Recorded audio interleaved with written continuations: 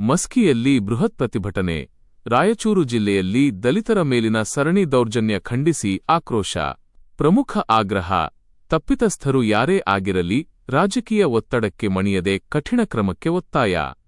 ರಾಯಚೂರು ಜಿಲ್ಲೆಯ ವಿವಿಧ ತಾಲೂಕುಗಳಲ್ಲಿ ದಲಿತರ ಮೇಲೆ ನಿರಂತರವಾಗಿ ನಡೆಯುತ್ತಿರುವ ದೌರ್ಜನ್ಯ, ಅತ್ಯಾಚಾರ, ಕೊಲೆ ಮತ್ತು ಹಲ್ಲೆ ಪ್ರಕರಣಗಳನ್ನು ಖಂಡಿಸಿ ದಲಿತ ಪರ ಸಂಘಟನೆಗಳ ಒಕ್ಕೂಟದ ವತಿಯಿಂದ ಮಸ್ಕಿಯಲ್ಲಿ ಇಂದು ಬೃಹತ್ ಪ್ರತಿಭಟನೆ ನಡೆಸಲಾಯಿತು.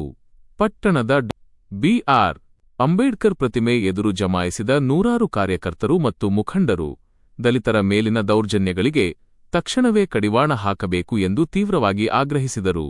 ಪ್ರಮುಖ ಪ್ರಕರಣಗಳ ಉಲ್ಲೇಖ: ಪ್ರತಿಭಟನೆಯಲ್ಲಿ ಸಿರವಾರ ತಾಲೂಕಿನ ಹೊಕ್ರಾಣಿ ಗ್ರಾಮದ ಅಶ್ವಿನಿ, ಲಿಂಗಸುಗೂರು ತಾಲೂಕಿನ ಕರಡಕಲ್ ಗ್ರಾಮದ ರಾಣೆಮ್ಮ ಹಾಗೂ ದೇವದುರ್ಗ ತಾಲೂಕಿನ ಹದ್ದಿನಾಳ ಗ್ರಾಮದ ಭೂಮಾನಂದ ಅವರ ಪ್ರಕರಣಗಳನ್ನು ಪ್ರಸ್ತಾಪಿಸಲಾಯಿತು. ಆರೋಪಿಗಳನ್ನು ಕೂಡಲೇ ಬಂಧಿಸಿ ನಿಷ್ಪಕ್ಷಪಾತ ತನಿಖೆ ನಡೆಸಬೇಕು ಎಂದು ಪ್ರತಿಭಟನಾಕಾರರು ಒತ್ತಾಯಿಸಿದರು. ಮುಖಂಡರ ಆಕ್ರೋಶ ಮತ್ತು ಮಾತುಗಳು: ಮೌನೇಶ ಮುರಾರಿ, ಪುರಸಭೆ ಸದಸ್ಯರು, ರಾಜಕೀಯ ಭಿನ್ನಾಭಿಪ್ರಾಯಗಳನ್ನು ಬದಿಗಿಟ್ಟು ದಲಿತರ ಹಕ್ಕು ಮತ್ತು ಸ್ವಾಭಿಮಾನಕ್ಕಾಗಿ ಎಲ್ಲರೂ ಒಗ್ಗಟ್ಟಿನಿಂದ ಹೋರಾಡಬೇಕಿದೆ ಎಂದರು. ದೊಡ್ಡಪ್ಪ ಮುರಾರಿ, ಮಾಜಿ ಜಿಪಂ ಸದಸ್ಯರು: ಪೊಲೀಸ್ ಇಲಾಖೆಯು ಕಠಿಣ ಕ್ರಮ ಕೈಗೊಂಡು ಸಂತ್ರಸ್ತರಿಗೆ ನ್ಯಾಯ ದೊರಕಿಸಿಕೊಡಬೇಕು ಎಂದು ಆಗ್ರಹಿಸಿದರು. ದಾನಪ್ಪ ಸಿ. ನೀಲೋಗಲ್, ಹಿರಿಯ ಸಾಹಿತಿ: ಸಂವಿಧಾನ ವಿರೋಧಿ ಚಟುವಟಿಕೆಗಳಲ್ಲಿ ತೊಡಗುವವರ ವಿರುದ್ಧ ನಿರ್ದಾಕ್ಷಿಣ್ಯ ಕ್ರಮ ಜರುಗಿಸಬೇಕೆಂದು ಒತ್ತಾಯಿಸಿದರು. ಇದಲ್ಲದೆ ಡಿಎಸ್ಎಸ್ ಮುಖಂಡರಾದ ಮೌನೇಶ ದೊಡ್ಡಮನಿ, ಮಲ್ಲಪ್ಪ ಎಸ್. ಗೋನಾಳ ಹಾಗೂ ಹಿರಿಯ ಮುಖಂಡ ಹನುಮಂತಪ್ಪ ವೆಂಕಟಾಪೂರು ಸೇರಿದಂತೆ ಹಲವರು ಮಾತನಾಡಿ, ಗೃಹ ಸಚಿವರು ಜಿಲ್ಲೆಗೆ ಭೇಟಿ ನೀಡಿ ವಾಸ್ತವ ಸ್ಥಿತಿಯನ್ನು ಪರಿಶೀಲಿಸಬೇಕು ಹಾಗೂ ದಲಿತರು ಮತ್ತು ಮಹಿಳೆಯರಿಗೆ ಸುರಕ್ಷಿತ ವಾತಾವರಣ ಕಲ್ಪಿಸಬೇಕು ಎಂದು ಆಗ್ರಹಿಸಿದರು.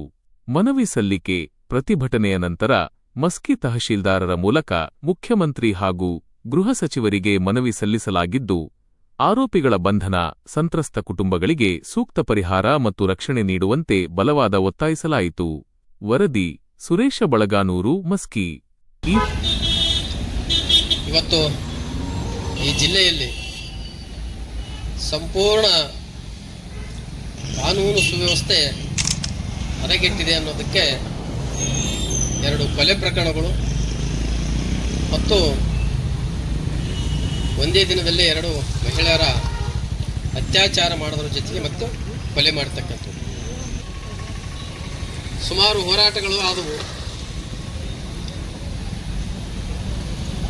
ಇವತ್ತು ಏನೇ ಒಂದು ಘಟನೆ ಜರುಗಿದ್ರು ತಕ್ಷಣವೇ ಸ್ಪಂದಿಸೋದು, ಹೋರಾಟ ಮಾಡೋದು, ಮನವಿ ಮಾಡೋದು ಸಂಘಟನೆಗೆ ಜವಾಬ್ದಾರಿ.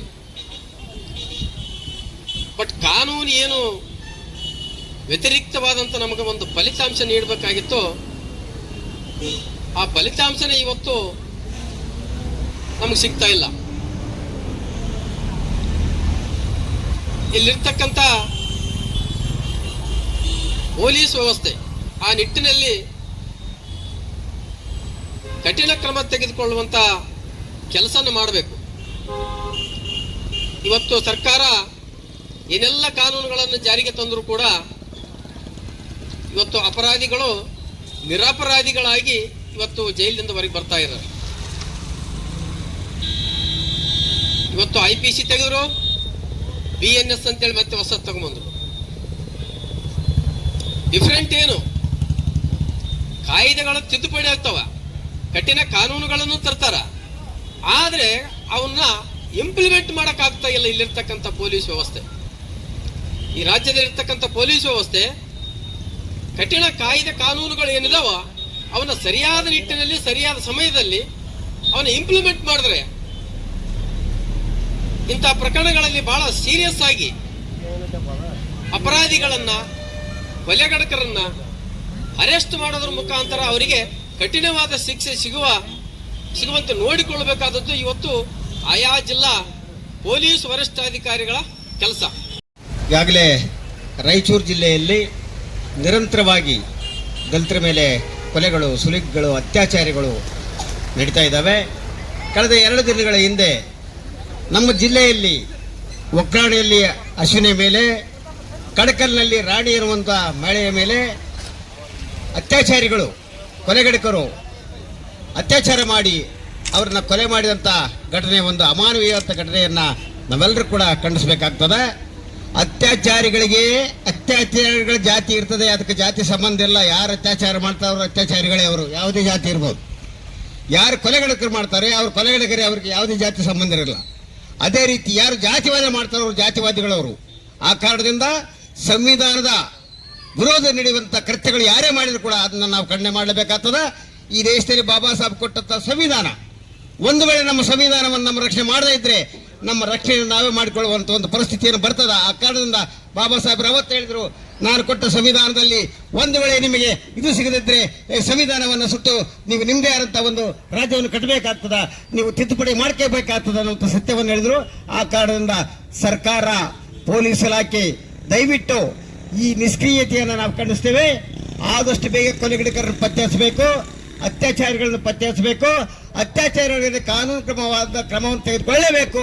ಒಂದು ವೇಳೆ ತೆಗೆದುಕೊಳ್ಳದಿದ್ದ ಪಕ್ಷದಲ್ಲಿ ಇಡೀ ರಾಜ್ಯದಲ್ಲಿ, ಇಡೀ ದಲಿತ ಸಮುದಾಯ 80ರ ದಶಕದ ಆ ಶಕ್ತಿ ಇರುತ್ತೆ, ಅದರ ಶಕ್ತಿ, ಅಂಬೇಡ್ಕರ್ ಶಕ್ತಿ, ಸಂವಿಧಾನದ ಶಕ್ತಿಯನ್ನು ತೋರಿಸುವಂಥ ಕಾಲ ಬಹಳ ಸಮೀಪ ಇದೆ ಅನ್ನುವಂತ ಹೇಳುವಂಥದ್ದನ್ನ ಹೇಳೋದ್ರ ಜೊತೆಗೆ ಸರ್ಕಾರಕ್ಕೆ ಮತ್ತೆ ಈ ಒಂದು ಸಾರ್ವಜನಿಕರಲ್ಲಿ ಪ್ರಗತಿಪರರಲ್ಲಿ ಒಂದು ವಿನಂತಿ ಏನಂತಂದ್ರೆ, ಯಾರೇ ಅತ್ಯಾಚಾರಿಗಳಾಗಲಿ, ಯಾರೇ ಕೊಲೆಗಾರರಾಗಲಿ, ಅವರೆಲ್ಲರನ್ನ ಖಂಡಿಸುವಂಥ ಕೆಲಸ ಏನಿತ್ತಲ್ಲ ಬಾಬಾ ಸಾಹೇಬರು ಕೊಟ್ಟಂತ ಸಂವಿಧಾನದಲ್ಲಿದೆ. ಆ ಕಾರಣದಿಂದ ಇನ್ನು ಮುಂದೆ ಇಂಥ ಘಟನೆ ನಡೆದ ಪಕ್ಷದಲ್ಲಿ ನಾವೆಲ್ಲರೂ ಕೂಡ ಇದನ್ನು ಪ್ರತಿಭಟಿಸುವ, ಯಾವುದೇ ರಂಗದಲ್ಲಿ ಯಾವುದೇ ರೂಪದಲ್ಲಿ ಕೂಡ ನಾವು ಪ್ರತಿಭಟಿಸುವಂಥ ಶಕ್ತಿಯನ್ನು ನಾವು ಮಾಡ್ತೀವಿ. ಆ ಕಾರಣದಿಂದ ದಯವಿಟ್ಟು ಸಾರ್ವಜನಿಕರು, ಸರ್ಕಾರಗಳು ಈ ಒಂದು ಮನವಿಯನ್ನು ಸ್ವೀಕರಿಸಿ ಇದ್ರ ಬಗ್ಗೆ ಸೂಕ್ತ ಕ್ರಮ ತೆಗೆದುಕೊಳ್ಬೇಕಂತೇಳಿ ಕೇಳ್ತು. ಅಂದರೆ ಅಸ್ಪೃಶ್ಯರ ಮರಣ ಹೋಮ ನಡೀತಾ ಇದೆ, ಒಂದಲ್ಲ ಎರಡಲ್ಲ, ದಿನಾಲು ಒಂದು ವಾರ ಬಿಟ್ಟು ಒಂದು ವಾರ.